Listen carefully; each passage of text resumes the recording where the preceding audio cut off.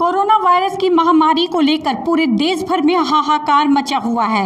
हर एक आम नागरिकों के दिलों में दहशत का माहौल कायम है, लेकिन आम आदमी पार्टी के भावी प्रत्याशी अपने कार्यकर्ताओं के साथ इस परिस्थिति में भी गांव-गांव जाकर प्रचार प्रसार करने में लगे हुए हैं। जबकि पूरे बिहार भर में लॉकडाउन लगा हुआ है, फिर आम आदमी पार्टी के प्रत्याशी मतदाताओं को रिझाने में लगे हैं। अपने तरफ मतदान करने के लिए हर गाँव और बूथ स्तर पर जाकर लोगों को अपने पक्ष में रिझाने में लग गए हैं। हम बात कर रहे हैं आम आदमी पार्टी के भावी प्रत्याशी वीरेंद्र कुमार यादव की, जो कि कोरोना संक्रमण जैसी महामारी में भी आम जनता से मिलकर अपना प्रचार प्रसार करने में लगे हुए हैं। मधुबनी जिले के खजौली विधानसभा क्षेत्र से आम आदमी पार्टी के नेता और कार्यकर्ता गांव-गांव जाकर अपना प्रचार प्रसार करना शुरू कर दिए हैं और आगामी विधानसभा चुनाव के मूड में पूरी तरह जुट गई है। खजौली विधानसभा क्षेत्र के हर गांव-गांव जाकर अपने पक्ष में मतदान करने के लिए लोगों से अपील कर रहे हैं। पासोपट्टी प्रखंड अंतर्गत खौना पंचायत और इंडो नेपाल सीमावर्ती इलाकों में जाकर मीटिंग करना शुरू कर दिया गया है। लगभग सैकड़ों की संख्या में आम मतदाता भी उनके भाषण को सुनने के लिए आए, लेकिन आम आदमी पार्टी के भावी प्रत्याशी हर एक उपस्थित आम नागरिकों को टोपी और पट्टी पहनाया। जब उनसे पूछा गया कि लॉकडाउन में भीड़ जुटाना कहां तक जायज है, तो उन्होंने बताया कि घूमने पर कोई पाबंदी नहीं है। साथ ही खजौली विधानसभा के वर्तमान राजद विधायक पर जमकर बरसे। मधुबनी से आलोक कुमार की रिपोर्ट। बहुत सारी भावनाओं के साथ, बहुत सारी आशाओं के साथ आप उनको वोट करते आए। टक्कर दीजिएगा जी। ये लड़ाई तो आम आदमी की और खास आदमी की लड़ाई। दिग्गज है वो खास आदमी, वो उनका अपना सामर्थ्य है। वो दलाल टाइप के लोग हैं जो सत्ता के अंदर में आकर के दलाली करते हैं, सत्ता के सानिध्य में आकर के वो ठेकेदारी करते हैं।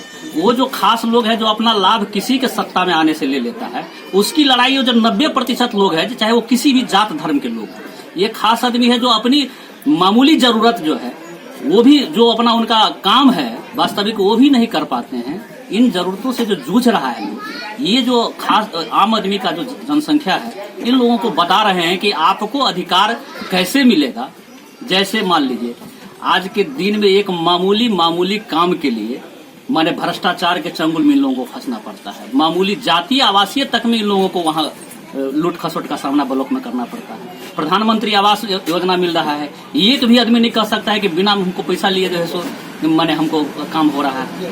तो इस सब से तो उबरना पड़ेगा। तो खास आदमी के जैसे आप बताए, तो खास आदमी किनको आप कह रहे हैं? खास आदमी हम कह रहे हैं मुख्य रूप से जो सत्ता के अंदर में आकर, माने सत्ता का जिसका माथा पर हाथ है, वो खास लोग जो ठेकेदारी करते हैं। वो किसी का सरकार बनेगा, उसके अंदर में गलत काम करके, गलत चीज का उपयोग करके वो सड़क रोड नाली फलाना चिलाना और माने दलाली करेगा, ठेकेदारी करेगा। उस दोनों पर सत्ता का रहता है हाथ। वो है खास आदमी जो अपनी जरूरत को अपने हिसाब से पूरा कर लेता है। और ये आम आदमी जो है जिसका संख्या 90%, मान लीजिए 5 या 10 हजार रुपया जो 2 बच्चा को पढ़ाने में कम से कम खर्चा है, वो भी लोग नहीं अपने बच्चा को पढ़ाने के लिए दे सकता है। ये आम आदमी है, ये आम आदमी की समस्या है। आज के दिन में भी ऐसा लोग हैं बिहार में जो 2 जून का रोटी, 2 शाम का रोटी का भी संपूर्ण रूप से व्यवस्था नहीं कर सकते। और ऐसा भी लोग हैं हमारे इस देश में जो सिर्फ अपनी संपत्ति का बंटवारा कर देते, हिंदुस्तान का 135 करोड़ का आबादी करोड़पति बन जाए। ये जो विषमता है,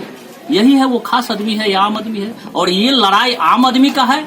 यहाँ पर कोई भी दिग्गज हो, आम आदमी अपना लड़ाई लड़ना भी जानता है और आम आदमी अपना लड़ाई जीतना भी जानता है। और मुझे पूरा उम्मीद है कि आम आदमी अपने अधिकार को प्राप्त करने के लिए आम आदमी पार्टी के साथ है और वो निश्चित रूप से जीतेगा, क्योंकि लड़ाई जनता की है और आम आदमी की। जी हाँ, मेहनत तो करनी ही होगी, क्योंकि आज का जो बिहार की हालात है और जो पूर्व के राजनीतिक दल है, 15 साल जहां लालू जी के राज को लोग देख चुके हैं, जहां नीतीश जी के भी 15 साल हो गए। इस 15-30 साल में जो जनता ने भोगा है और कितनी उम्मीद से इन लोगों को सरकार में लाया अपना कीमती और बहुमूल्य वोट देकर, लेकिन न ये लोग 30 साल में एक न विद्यालय का सिस्टम ठीक कर सका, न एक अच्छा हॉस्पिटल गाँव में, क्या माने PHC का जो प्रखंड का हाल है हॉस्पिटल का, वो भी बिल्कुल बद से बदतर है।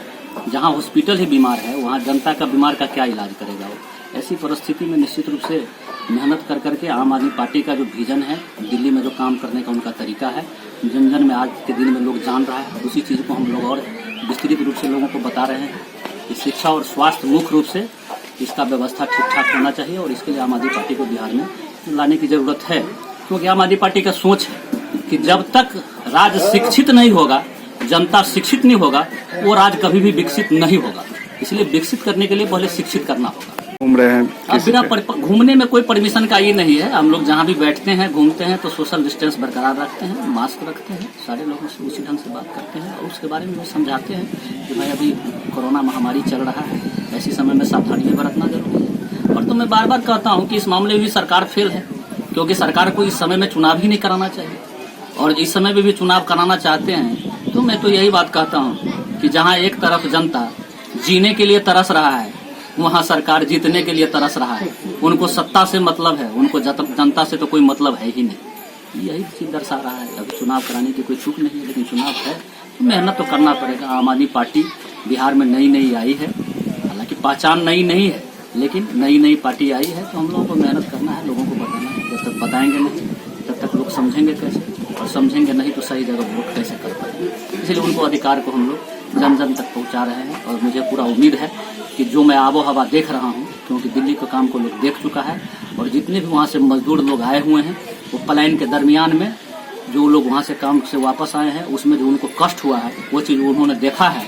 और मजदूरों के लिए दिल्ली सरकार ने जो व्यवस्था की है, जो एक दिन में 10 से 12 लाख मजदूरों को मैंने बिल्कुल पौष्टिक आहार इस कोरोना महामारी के समय में, लॉकडाउन के समय में जो उपलब्ध कराने का काम किया है, इन तमाम चीज़ों को वहाँ से जो आए हैं मजदूर लोग, वो लोग भी बता रहे हैं लोगों से, लोग खुश हैं। वहाँ की शिक्षा और स्वास्थ्य के बारे में भी यहाँ बड़ी जानकारी दे रहे हैं लोग विस्तृत रूप से, तो लोग काफ़ी रुझान है।